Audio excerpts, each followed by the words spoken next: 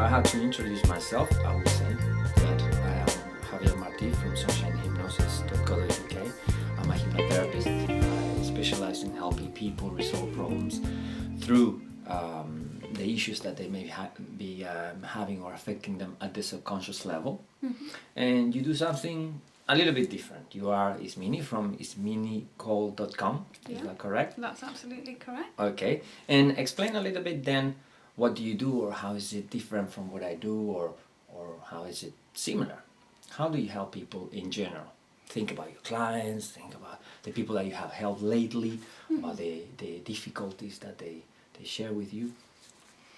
I suppose what I do, I specialise in, well, I've got a passion about helping people create a better sense of well-being in their life by looking at the different aspects of their life, how things like childhood might affect beliefs that is then taken on into life, and that might be kind of holding people back. So I think my passion is allowing people to reach their greatest potential.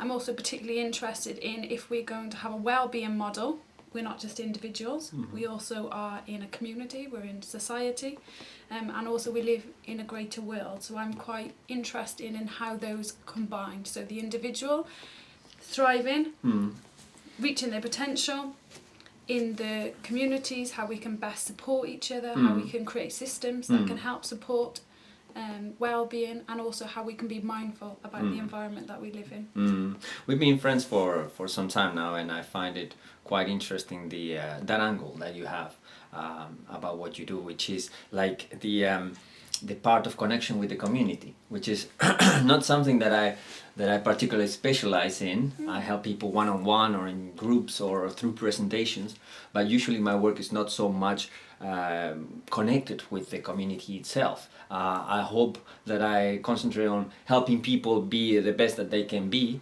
but not usually thinking about how they integrate with the community. I suppose that by becoming better people, they will integrate better with the community. They will make the world a better place. But that is a really kind of interesting angle that I saw in what you do. And you started your blog recently, right? I saw that you're also a good writer. So tell us a little bit about that, because I saw that you had a couple of posts already. One of them I read, really nice, that is explaining a little bit who you are, what you do. So tell us a little bit about that post, how you explain what you do, who you are, and because I remember that you were talking about how certain people want to put you in a nice little neat box, and just how would you explain what you do in the sense of how is it different to what people may think that is what you do? I think that's a really good question. I think counselling can be quite misunderstood. I think therapy generally brings up all sorts of feelings for people. So I think I get people that are in crisis that need to come in, but people assume that it's only a space for people in crisis or people that are mentally ill, or you've got to have something really wrong with you. So I think it was really important for me to write and put out something to the general public about saying, what is counselling? What does that mean if I'm a counsellor? What does that mean as a person? Because people come up with all sorts of associations about me as a therapist. So that felt really important. And I forgot. People think that's fine. People think that sometimes that the typical thing is they say to us therapists, they say, "Are you analyzing me now?" With me being a hypnotherapist, it's even more, because they're like, "Don't look at my eyes, no, don't try to hypnotize me," or things like that. Some people I have found that are really seriously afraid of just interacting with me at some point. It's a minority of people, so it's just more of a funny thing. But it's interesting that there's still this, I don't know, myths and misconceptions surrounding hypnosis, hypnotherapy, these kind of things. And the people have a kind of old-fashioned view of it. Perhaps they expect the swinging watch and things like that. It's not exactly what we do in hypnotherapy. So it's interesting. It's an interesting thing. I feel that in what I do particularly, in a way, we're going really much straight to the source of the problem, and we are concentrating on trying to resolve it as fast as possible, in a way in which we are able to change the life of the person. But it's interesting that when they come like, I don't know what I'm going to find. I don't know if I can trust this person. But later they relax, and it's quite good. And that takes me also to another point, which is, what are the most common problems that people come to you for, or what do you find that people are suffering the most within this society? Well, I think it's interesting seeing as many clients as I do, because people come with lots of different things.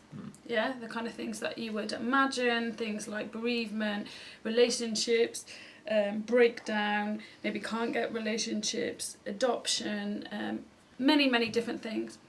But what I'm very interested in is actually, once you kind of get down to it, so that might be the initial thing that somebody comes in for, actually when you get that back, there seems to be a massive problem for a lot of people about kind of crippling self-esteem.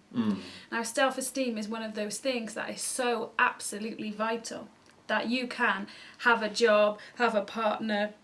On the surface it can all be very fine, but actually without that self-esteem, life might feel anxious, life might feel dark, it might feel depressing, and people don't necessarily know why they're doing what they're doing. So I think a bit like you, it's kind of tracing that back to the source.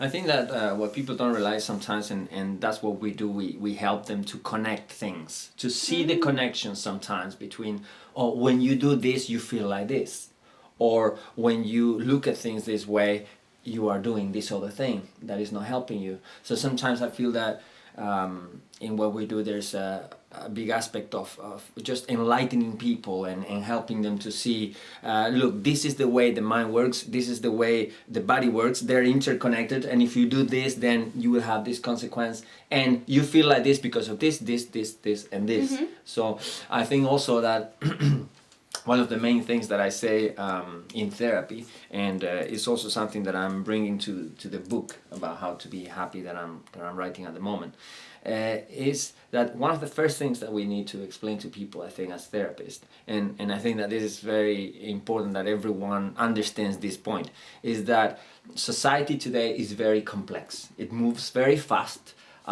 We are expected to do lots of different things. These things are taking our energy, our money, our resources, our time, our attention, and it's completely normal that people get overloaded. It's completely normal that people get stressed, anxious, depressed, that they have problems sleeping, all things like this. And I think that this is one of the first things that it will be useful for anyone out there that maybe seeing this video to understand. In most cases, it's not the fault of the person, because I'm sure that it happens to you as well, in the same way that it happens to me, that the person comes to you and they feel like the ugly duck. They feel like, oh, I am weird, I have this problem, everybody else can cope with these things but I can't, or I don't know, does it happen to you sometimes? And I think that normalising process is really important, because I think also if you feel ashamed of something or you feel a bit unsure, then you might want to hide it from other people for kind of fear of what might other people's reactions, what might that mean about me, what is wrong with me. And that makes it worse. Absolutely. So I think it's really important also to remember that everyone will maybe behave in a similar way, if not the same way, with the same life experience or the same external pressures. So I think that's really important to remember. It's not because there's anything wrong, it's just that people react and behave with the limited resources they have. If you have a limited amount of resources, you're going to behave in a limited amount of way. And I suppose that's a lot of what my work is, by saying, okay, life is the way that it is at the moment, but by understanding what motivates you, what drives you, you can also work out what doesn't serve you, which is wonderful. Might be upsetting because then you have to kind of relive things or look at things in a different way, but it gives you choice. But I think that that's also an important point, that's part of our training as therapists. We may help them to relieve things or to go over things that were really the cause of the problem, but we are trained to take them there in a controlled environment so that they don't suffer so much. I think that that's another misconception of what any of us therapists do, which is like, oh well, he will make me cry or something like that. Yeah, I heard you say that, something like that. Yeah, you had to tell me that one, because people were thinking, oh, if I go to a therapist, he'll make me cry or something like that. It's not necessarily that. We are trained for a long time and quite in depth in order to help people deal with those feelings, deal with those experiences in ways that they don't suffer as if they were going through it again. Oh, and I'm sure that counseling can do it in the same way that hypnotherapy can do it. That's part of what we do. That's why we're specialists in what we do in a way. I was also going to tell you, or to ask you about the fact that people feel so overloaded in society, and this is affecting them in so many ways. And they feel like there's a problem with them, like everybody else is managing fine and it's okay, but they are not okay. So the interesting thing, that is also something that people don't realize, is that we do not get any training on how to be happy, on how to feel well, on how to have a balanced life. So it's completely normal. And that's another thing, if we make mistakes, if we're not leading a balanced life, well, nobody taught us. No. So that cannot be expected from us, you see. What do you think about that? Yeah, I think that's absolutely crucial. And I think when we're told what achievements are, you know, how we grow up, so when we get exams or not get exams, when we get that job, you know, so when the goals are that, we assume that when we hit them, we must be happy. We don't get told about actually how do we manage. Many of us are living with little time and a lot of things to do. So we're not taught about how to have a balanced life. Another thing that is time and time again in my work is about self-nurturance. We are often taught how to be excellent students, excellent employees, excellent partners, parents, do your home. But actually, quite often I see people that are not spending enough time actually nurturing themselves, taking really good care of themselves, being really kind to themselves. And that's an important part of life. Essential.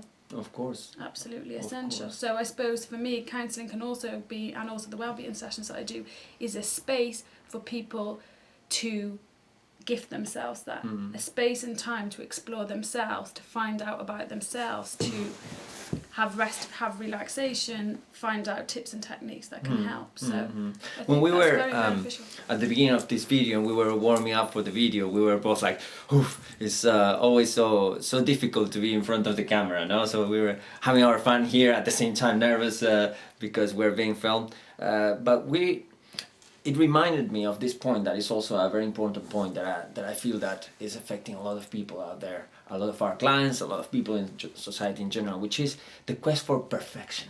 You see, everything seems to be that, like, I don't know, in a way in which we have to be good at everything at all times in everything we do. And there's one very important lesson that I got from a business mentor, a person that I work with, which was action, action, action. You see, this video, we both know it won't be perfect. It won't be as good as it could be. And this is something that we were talking about at the beginning. We are not perfect, nobody is. But we can just relax, be ourselves, and then things start to flow. And this applies to absolutely everything in life. It applies to a job, it applies to public speaking, it applies to sitting in front of a camera, it applies to passing your driving tests. The more you relax and the more you detach yourself from the outcome, and the more you are in the moment and just enjoying the present moment for what it is. Yeah, of course we have a camera in front of us. Of course people may see this video in the future, but we can concentrate on enjoying each other's company. We can concentrate on the meaning of our words. We can concentrate on learning. And then when we are not thinking about the outcome, the possibilities of having a better conversation, a better experience driving to pass that test, that will in turn allow us to pass that test, or to enjoy that talk or presentation that we're giving out there to someone, are much higher. You see, so I think that is also an important point, that we help people to get away from that need that we all seem to have nowadays of, oh my God, if you are not famous, if you're not great, if you're not perfect, you shouldn't put yourself out there. Well, how do you think that people get perfect? Practicing, taking risks, doing things that they don't necessarily want to do, and that's how they eventually get there. What do you think? Is this something that you also see in your work? Absolutely. The perfectionism. Yeah. Because it can be quite immobilizing sometimes. Absolutely, and cause enormous amounts of stress, and also can be really demobilizing actually, because if you feel that the expectation is very, very high, and people think they've got to get from here to there, but that feels really frightening and big, then it's going to make it really, really difficult. Or some people might just think, actually, I'm not going to do that at all. And So I think it's stepping it. Self-expectation that is too Oh, high, massive, yeah. isn't it? Yeah. It's like... I think that's the one that's really crippling. They have this critical parent that is telling them, oh, you're not good enough, or don't even try, you're not going to get anywhere. These are things, these kind of voices, or subpersonalities, as I call them in what I do, are things, parts of the personality that we can help them to Absolutely. deal with, so that they get more nurturing voices, more positive, more healthy. But also, it's important to pay more attention, to make a conscious effort, I find, in paying more attention every day on the present moment and on becoming your best friend. I think that that's very important, isn't it? Because the world out there will always be hostile in a way, but we can make it less hostile if we are our best friends, if we pay attention to our thoughts, to our words, not only the words that come out of our mouths as we speak to others, but also in the way that we talk to ourselves in our own minds. It's very, very important that we become aware of those thoughts, that we're watching them, and as we concentrate on the present moment, we also pay attention to the way we talk to ourselves, the way that we think about ourselves in a way. What do you think? How does that? I think with therapy, it can be, whether or not that's hypnotherapy through counselling, it can be really, really enlightening and very freeing for people.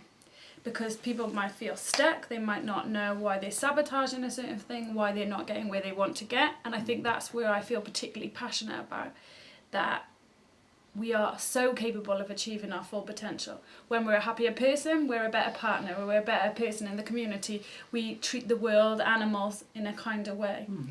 But unless you know what is driving you, or what might be holding you back, or what's crippling you, it's very, very difficult to change, because you just get stuck in the same thing that you've always done. There's always that saying, do what you do and you get what you got. Yeah.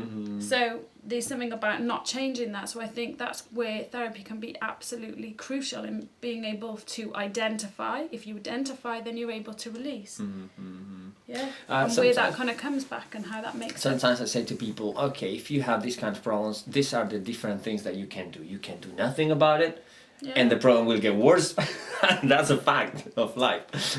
Because this, let's say, units of charge that the subconscious mind gets are cumulative over time. So things get worse over time. Or you can go to therapy, which is one of the things that I will also recommend them, because sometimes I say to people, okay, imagine that is you want to get over a breakup, a relationship that didn't turn out as you wanted it to. You can get over it. I got over a relationship and it took me 5 years. So, of course, you can do it on your own. There are certain things that you can do the healing on your own. But maybe in a few weeks of therapy, you can have great results. Maybe in a few sessions of counseling, you can have great results. So why would you spend 5 years doing it on your own and suffering, when with the help of somebody else, you could do it much faster? Do you think that applies to what you do as well? Yeah. And also, it's getting, people are very resourceful, and it's also about getting in touch with the way that I work, that kind of authentic self, that one that knows, the one that knows what they need. But quite often, what I would call an adaptive self, so what we've kind of built up over time through negative experience, parental voices, that kind of thing, they're kind of in war with each other. The adaptive self's going, come over here, and the other one's saying, well, hang on. So that can they can have a bit of a dissonance between actually who they really are and what they're doing, which can kind of cause all sorts of things. So I think for me, it's the journey also of actually coming back to, who am I? What do I like? What's going to make me happy? And identifying, things like the critical parent. And getting to a more adult self. That's a good point. When we talk about happiness, which is the subject of the book that I'm writing about, and sometimes one of the crucial things that you mention in the blog posts that you write and in your work in general, I think that that's the most important thing, and that is also something. Is the quest for happiness is something that we all do in one way or another, but who knows exactly what is happiness? We find in our work people that are trying to be happy and oftentimes failing because they don't know what's the road to get there. They say, oh, there is happiness. There's a lot of, I think, and it's an interesting thing, a lot of materialism in our society and a lot of confusion, and I'm sure that you have a lot to say about that because of the way you frame your work, but I think that there's a lot of people out there that are chasing the wrong dreams. And one thing that I like to joke about, it's a bit of a cruel joke only for therapists, but oh well, this is who I am, so I can say it here. But it's not so cruel, it's just funny. But sometimes when people come and tell you, you see, they say, well, I feel that my life has no meaning. Okay, and you analyze their life and you see all the connections and you see what they're doing right and you're doing wrong. And sometimes I feel like to tell them, well, maybe you feel that your life has no meaning because your life has no meaning in a way. So it's not something nice to say, it's not something that you will tell them, but seriously, it's something that we definitely need from time to time to analyze. What is the path that we're following? Why are we doing this? Why are we getting this 100,000 whatever job in this very stressful place, doing something that we don't really care about, that doesn't connect with who we truly are? What are we doing with our lives? You see, a lot of people are not pursuing their dreams. There are things, because we are all different and we all have different passions. This is just something that all human beings do. Things that we are passionate about, things we love, but yet you see very few people out there that are doing something that is really truly in accordance with what they feel, with who they are in a way. And I think that's very important. What do you think about materialism, society, people chasing money and paying mortgages and thinking, oh yeah, well, you see them stress for the mortgage, stress for the taxes going up, stress for the money, for the recession and everything else. But in the end of the day, maybe they could do things differently, and it's also an awakening process in a way. Absolutely, awakening process. And I think when we come back to well-being, financial wealth, of course, we need that. We need that as security. We need to buy food. We need to have a house. So, of course, I would never say that financial well-being is absolutely one part of it. It's an essential part. But I think part is the word. When anything gets out of balance, when we come off alignment, we're going to feel all over the place. This is why I feel really passionate about well-being being an entire model. Because if one of those aspects of well-being, for example, if the rest of your life's very good and you don't have physical health, it's going to be really difficult to have good emotional health. You might lose your job. That's going to have an impact on financial wealth, and around we go. So for me, it's about having everything in balance. We could have a lot of money and be really lonely. Yeah, connection, we're relational beings, is essential. So I think the way that I work and help people discover, who am I, what do I like doing, how can I build a life around me that is meaningful in all aspects. So work like this, the job that I do, I do it, yes, there's a material part, but because I feel passionate about it, because I get reward, because I love it so much. It's amazing seeing people grow.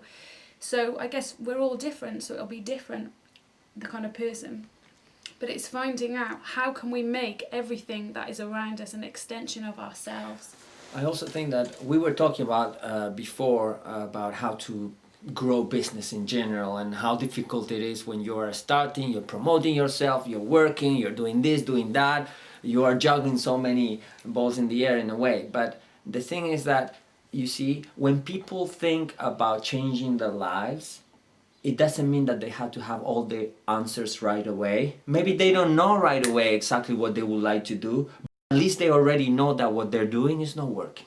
What they're doing is stressing them out in a way that is not good, not healthy for them, because the human body, the human mind are not prepared to deal with stress over a long period of time.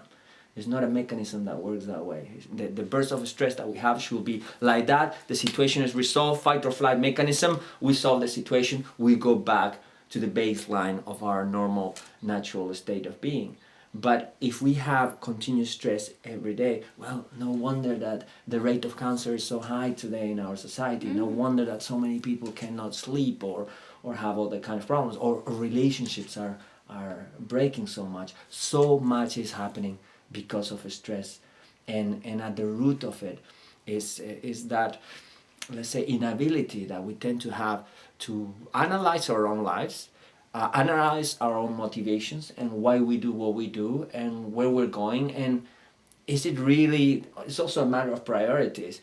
Is it really money the most important thing? Is it career progression? We really need to think, are we doing it to impress someone else?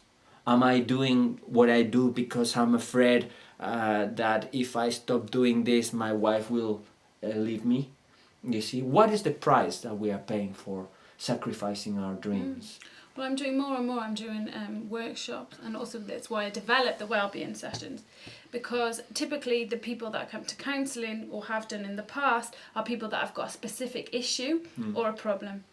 But what I'm finding actually, more and more people that I meet, stress, anxiety, restlessness, being asked to do more with less, is causing all sorts of problems. Definitely. So I think, now from what I looked at, it was £1.24 billion in employers' money are being used because of sickness due to stress.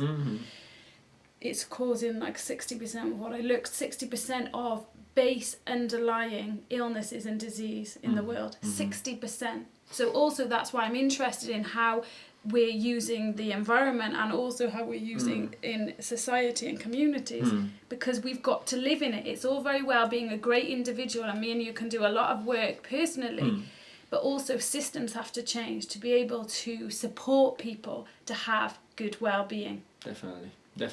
I think that will greatly help our quest for happiness. The only issue is that if we wait for the systems to change, we're going to wait a long time. So what would be perhaps the main tips? Let's brainstorm a little bit here. What could we say that will really be of service to the people seeing this video? So let's talk about, for example, the most common problems that people come to us for. Okay, and then we can give them a few tips on what they can do in order to feel better by themselves. Either they can come to us at some point or go to some therapist in their area. But what would you say that is the main problem, and give us a few tips to help them deal with that situation also. What would you think? The main problem of people that come to you. Well, it's so varied because I work with such a big age Take range. Stress, what we were just talking about a moment ago. When people come to you like, I cannot cope. I was had a client just a few weeks back, and he was a 27-year-old guy, and he was doing a sales job, and he had like, I don't know, £15,000 budget of something that he had to sell. £15,000, that was 15,000 every month, and he was so stressed, really stressed. And the problem is that he himself was kind of believing what he had been told, that he could produce up to this standard, and therefore he had to do it. And when we analyze the standard, and I come from the world of business as well, I have a background in business, so when we analyze what they were asking from him, it was just totally unrealistic. Basically, I had to tell him, well, we have two options here. I can help you change, but the issue here is that the problem is not you. The problem is your environment right now, and what you're being asked to do. What you're being asked to do is to do the job of 3 people. And this is impossible. You won't be able to do it. So you have two options. Either you talk with your employers to change the situation. You see if... And he was like, oh, no, I cannot do that. They will fire me. No, they will fire me. And I was like, well, you see, if you don't do this, you are going straight towards a nervous breakdown. So it's up to you. If you don't want to do this because the problem is not you, I cannot help you so much. And that was quite an interesting case. I could only help him so much. But if we have demands that are 3 times what we can do, nobody can cope with that. So we also have to be realistic and to change our environment, to be brave. I think that this is one of the pieces of advice that I will give to people. think about what is the worst thing that can happen. Maybe you are not happy where you are. Maybe you have been dealing with an awful amount of pressure for far too long. You know it, the others know it. I had another client, and she told me, I say the same thing because it was a very similar case. It's happening so much in society today. And she said, oh, I had that conversation already. And I was like, wow, great, excellent, okay, and what happened? And she said, they said, because she said, I already told them if I continue like this, I'm going to burn out. I won't be able to do the job. I will have to stop altogether. And they say, this is a risk that we are willing to take. And I was like, well, if your employer knows it, if you had this conversation, not only you could sue them for this, that's another matter, but if they know that what they're giving you to do is not normal, it's too much, and they don't care, is one more reason to get out of there somehow. It's one more reason to have that conversation again. Because if you are working for other people and they're asking you to do much more than you can do, you are still human. You can only do so much. One of the things that I'm writing about in the book is the comparison. As we bring computers into society, we are also being more and more asked to perform to the standard of the computers, to the standard of the robots, to the standard of the machines, and we're still being human, and we still have our limitations. So there's an interesting thing happening there, that people are being asked to do much more with much less. Has it happened to you? What do you think that people should do about that? Absolutely, and I think it is that being brave, which again comes from self-esteem, actually believing that I am worthy. I'm worthy, I deserve, I'm important, I'm valuable. And I think so many people don't believe that about themselves, so that when they're presented with a challenge, be that with a family member or an employer or someone on the street, I guess for people that don't believe any of those things, not worthy, not important, not good enough, that's one that I come across a lot. I am not good enough. So that makes life very, very difficult. So I think first of all it's about acknowledging, do I think that I'm good enough? If I don't think I'm good enough, what do I need to do about that? Because if you don't believe that you're good enough, no one else will. That's right. But that also implies a comparison. Good enough to what? Enough for what? Compared to what? Why are you comparing yourself with others in the first place? Go on. Yeah, that's really important. So it's kind of identifying that. And then permission. Because I think sometimes we can be our own biggest critic. We can hold ourselves back. And I think that word, I love that word, permission. I give myself permission to succeed. I give myself permission to be important.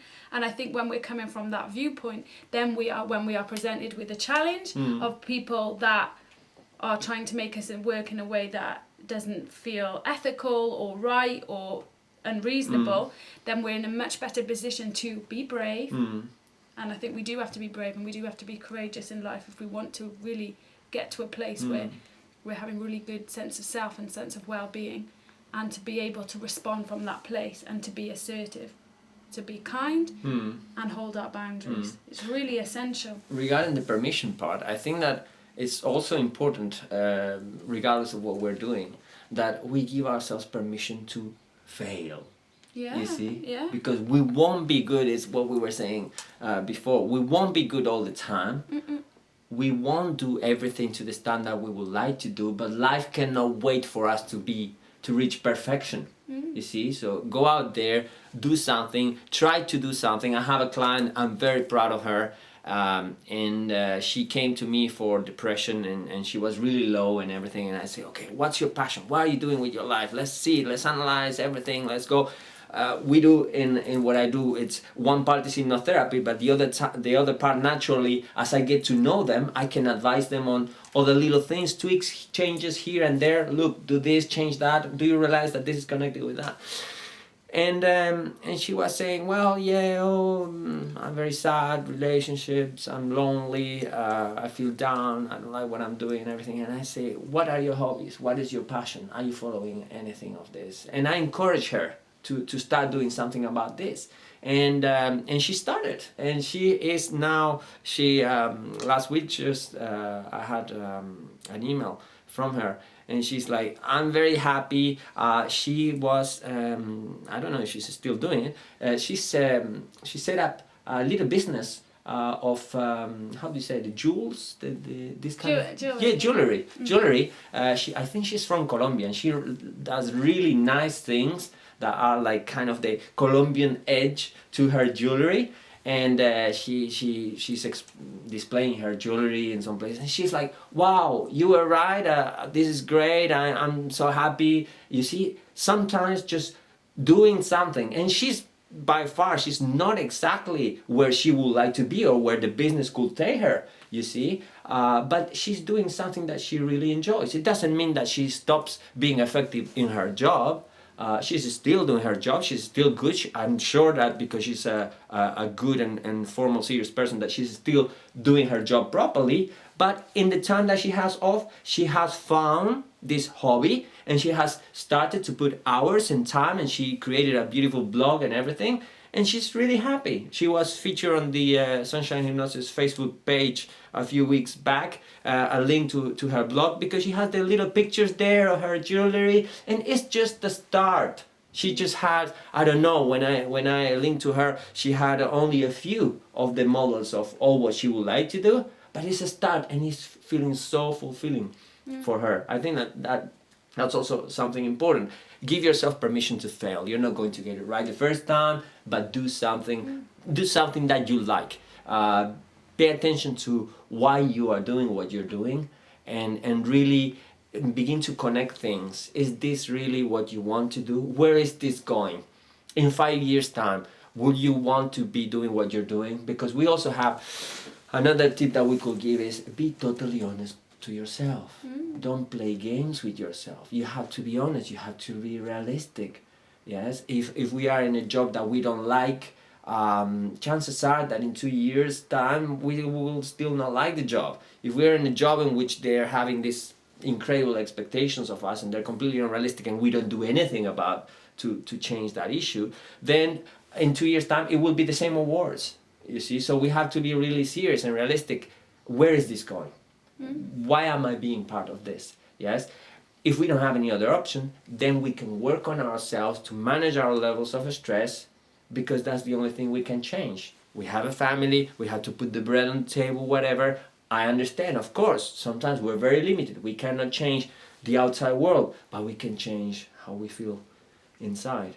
And I suppose what I want to add to that, and I guess that would kind of be the bit between the individual and also the kind of the community, be that your family, be that the wider community, is that we can all get and I can be as guilty of it as anyone else, of it being about me, which then goes on to cause all sorts of outer, wider problems that we can now see that with the recession and, greed and that kind of thing. So actually, when we don't feel like we have enough of anything, so whether we come from a background of lack, not having enough of love, money, status, affection, whatever it is, then we want to hold on to the tiny bit that we have.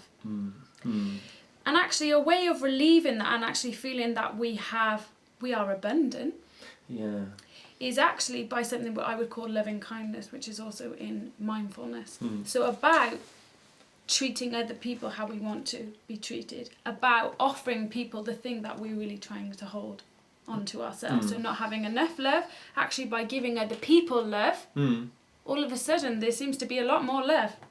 I think that you mentioned there a very important point as well, which is the mentality that we may have as we go through life, which is we can have an abundance mentality in which we believe that the universe, and I'm not so keen myself because of the way I am on talking about metaphysical terms, but some people do. It's not important for me how we explain things. The important thing is if they work and if we are able to put our point across.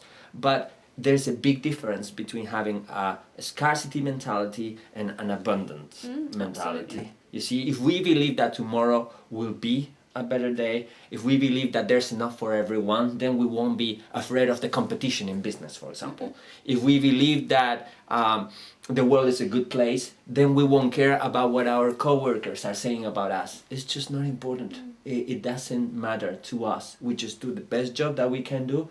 And whatever gossip is around, is secondary. You see, and this applies to all areas of life. It's important, I think, that we instill in our clients a sense of a positive attitude towards the future, faith, a sense of faith, and lots of them come to us because they're drained of that sense of faith and actually the possibility for many people that I meet, and also from my own life experience, there's been times when I felt that there just wasn't enough possibility, that there was just this option, and this option, and to be honest, this one was dark grey, this one was lighter grey, and this one was black. So none of them felt particularly inspiring. I didn't think, yes, I'm going to go down this one. And I would say that can be very common for people. So then it feels like, oh, life is such a chore, it's hard work, people are hard work, it's tough. And I think that's what I feel really passionate about. Actually, life can be very magical and wonderful, and people can be good. So I think it's about opening up people's possibilities, looking at core beliefs. Why do you believe that? What has been your experience? If that's been your experience, does that mean it's always going to be your experience? Or what other choices have you got? What are the possibilities? And what you said interestingly about the coming back to the moment. I think we're so busy being in our head about the future that quite often we're never in the moment. No, we don't sit down. We miss that the weather's beautiful. We miss what it feels like to drink a cup of tea or eat food or to really be with a friend. And I think it's gratitude over the small things. We're never really there. Several cultures around the world, particularly the Eastern cultures, have been very notorious for their pursuit of mindfulness and living in the present moment. And they say very clearly, live in the present because there's no other moment. No. And it sounds easy, but it's not so easy, particularly in this society in which we are so much